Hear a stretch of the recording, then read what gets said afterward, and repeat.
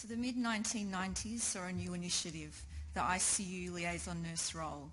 The aims were to support patient and families leaving the intensive care unit.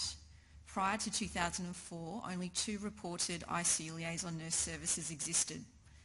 A dramatic increase in the role occurred between 2004 and 2007, with the role also expanding to accepting referrals for other patients on the wards who were showing signs of clinical deterioration. In October 2008, the ICU Liaison Network Forum was established in Victoria and chaired by Anna Green, a critical care nurse practitioner from Western Health. In 2010, the group had a name change to the ACCCN ICU Liaison Special Interest Group. Anna was instrumental in the national expansion of this group, which provided a forum for sharing of information about a role that really lacked standardisation and that seemed to vary between hospitals. A lot of discussion on what we're all doing led on to the idea of conducting our own investigations to find out more.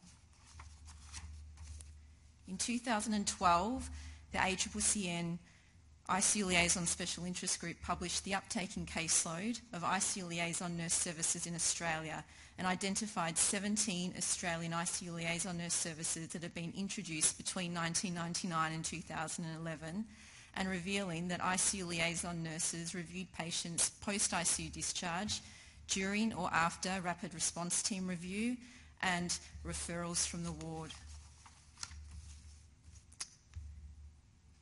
The group also went on to publish a second multi-centre prospective observational study of 3,799 patients, confirming the 3 most common types of patients reviewed included the ICU discharge, rapid response team review and ward referral patients.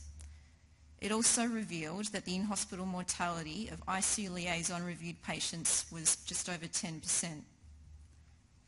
The Management and Writing Committee of this multi-centre study, published in 2015, have utilised the data obtained in this study to report on findings related to the tasks and interventions performed on patients that the ICU liaison nurses reviewed. In this current study, we report on the characteristics, treatment or tasks and outcomes of patients in the 3 categories, being patients post-ICU discharge, ward referral and rapid response team review. The study was conducted under the umbrella of the Australian ICU Liaison Nurse Forum, or the ACCCN ICU Liaison Special Interest Group. A project grant from the Intensive Care Foundation in 2010 permitted analysis of the data with a statistician. HREC approval was obtained from all hospitals, and a scannable case report form was developed to allow automatic upload onto an electronic database, as well as a data dictionary that aided queries. This was a 2-month prospective study, and we collected data on baseline demographics, the primary reason for review, vital signs at initial review, changes to medical treatment plans, referrals to multidisciplinary hospital staff, medication administration, diagnostic tests ordered, non-medication therapies, and patient outcomes. The results: 3,799 patients were screened by 20 ICU liaison nurse services. With a varying caseload mix between hospitals, patients reviewed for the purpose of a TPN round or a tracheostomy review were excluded, leaving 3,542 patient reviews. Just over half were male. The median age was 63 years, and there was a fairly even mix of medical and surgical patients. The 3 prospectively defined groups included those followed up post-ICU discharge, comprising just nearly 48%, rapid response team review comprising 34%, and the ward referrals comprising 17%. Differences in baseline characteristics and co-morbidities. Patients followed up in the context of ward referral or rapid response team review were more likely to be medical patients, female in gender, older, and they were also more likely to have dementia, liver disease, and be immunocompromised. With the exception of temperature, there were statistically significant differences in the vital signs across the three defined groups. Respiratory rate, oxygen saturation, systolic blood pressure, heart rate, and the requirement for oxygen were all less favourable in patients subject to ward referral or rapid response team review.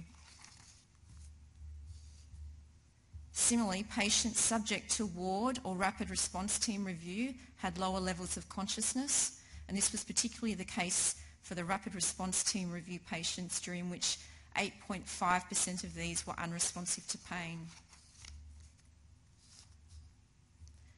Amongst the 3,542 patients, 40% were screened and had no subsequent interventions. 22% were seen once, and 38% received multiple reviews. Patients reviewed in the context of ward referrals and rapid response team calls were more likely to be screened than those following ICU discharge.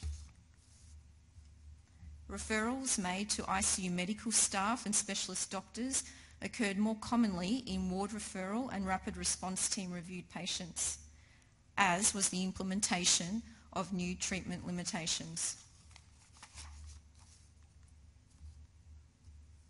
ICU Liaison initiated medication administration was relatively uncommon, particularly in patients following ICU discharge. Of note, patients who did receive medication, these therapies included intravenous fluids, electrolyte replacement, analgesia and furosemide. ICU Liaison initiated diagnostic investigations was also relatively infrequent, but the most common included acquisition of a 12-lead ECG, a chest X-ray, and the ordering of blood investigations being urea and electrolytes, a full blood examination, and arterial blood gases. The most frequently delivered treatment provided by ICU Liaison nurses were non-medication therapies, although these were given less often in patients post-ICU discharge. Non-medication related interventions included consultation with medical staff, bedside education, particularly for ward referrals, adjusting oxygen flow and patient position, and directing the change in frequency of vital sign measurement, particularly again for ward referrals. There were statistically significant and clinically important differences in the outcomes of the three predefined groups. In-hospital mortality and transfer to a nursing home was higher in patients who were reviewed as part of ward referral or rapid response team review. Our key findings: most ICU Liaison nurse reviews occur post-ICU discharge or in the context of rapid response team review. Surprisingly, medication prescription and ordering of diagnostic tests is infrequent. The most common tasks performed by ICU Liaison nurses related to non-technical skills, communication and education. Ward referral and rapid response team reviewed patients have more physiological derangement than ICU discharge reviewed patients. Ward referral and rapid response team patients are more likely to require new treatment limitations and NFR status review. And ward referral and rapid response team reviewed patients appear to have a high mortality. Future research for us might be to look at what factors contribute to the high mortality of the rapid response team and ward review patients, and how much of this is potentially preventable, and under what conditions, maybe, should ICU Liaison nurses be allowed to prescribe and order investigations. Thank you to the participating hospitals, and I'd also like to acknowledge my wonderful colleagues, Carmel Taylor and Daryl Jones, This study has been sitting on our to-do list for a long time, and we've finally finished it, so thank you.